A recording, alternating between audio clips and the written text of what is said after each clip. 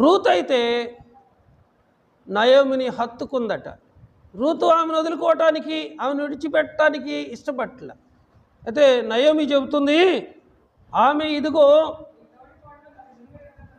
నీ తోడి కోడలు తన జనుల యొద్దకును తన దేవుని యొద్దకు తిరిగిపోయినదే, నీవును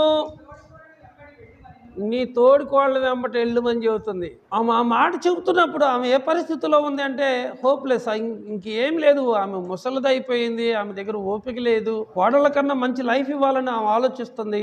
నీ తోడి కోడలు వెళ్ళిపోయింది, నువ్వు కూడా వెళ్ళిపో అని చెప్పినప్పుడు రూతు మాట్లాడిద్ది. అందుకు రూతు, నా వెంబడి రావద్దనియు నన్ను విడిచిపెట్టమనియు నన్ను బతిమాలు కొనవద్దు, నీవు వెళ్ళు చోటికి నేను వచ్చేదను, నీవెక్కడ నివసిస్తే నేను అక్కడ నివసిస్తాను, నీ జనమే నా జనం, నీ దేవుడే నా దేవుడు, నువ్వు మృతి పొంది చోటనే నేను కూడా మృతి పొందుతాను,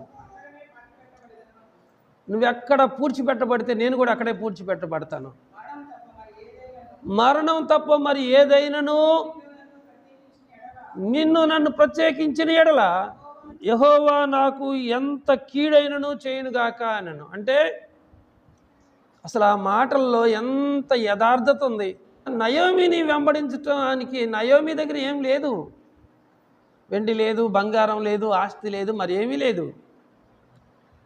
ఏమీ లేకపోయినా ఎన్ని మాటలు మాట్లాడుతుందంటే, నా వెంబడి రావద్దని, నన్ను విడిచిపెట్టమని నీవు నన్ను బతిమాలుకోవద్దు, నీవు వెళ్ళు చోటకి నేను వచ్చేదను, నీవు నివసించిన చోటనే నేను నివసించేదను, నీ జనమే నా జనము, నీ దేవుడే నా దేవుడు, నువ్వెక్కడ చనిపోతే నేను కూడా అక్కడే చనిపోతాను, నువ్వెక్కడ పూడ్చిపెట్టబడితే నేను కూడా అక్కడే పూడ్చిపెట్టబడతాను, మరణం వరకు నేను విడిచిపెట్టను అని చెప్పింది.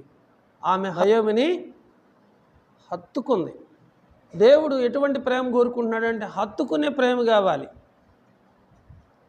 పౌలు గారు అదే అంటాడు, క్రీస్తు ప్రేమ నుండి మనల్ని ఎడబాపు వాడెవడు, శ్రమైనను, హింసైనను, ఉపద్రవమైనను, వస్త్రహీనత అయినను, కరువైనను, ఉన్నవైనను, రాబోవు అయినను, ఖడ్గమైనను, మరి ఏదైనను క్రీస్తు ప్రేమ నుండి మనల్ని వేరు చేయలేవు. నిజముగా దేవుని వాక్యాన్ని తెలుసుకొని, వాక్యాన్ని ప్రేమించి, వాక్యానుసారంగా నడుచుకునేవారు దేవుడు లేకోకుండా వారు బ్రతకరు. నయోమితో స్నేహం చేసింది, ఆమె యవనస్తులతో స్నేహం చేయలే. కొంతమంది ఏ వయసులో వాళ్ళు ఆ వయసులో ఉన్న వాళ్ళతో స్నేహాలు చేస్తారు.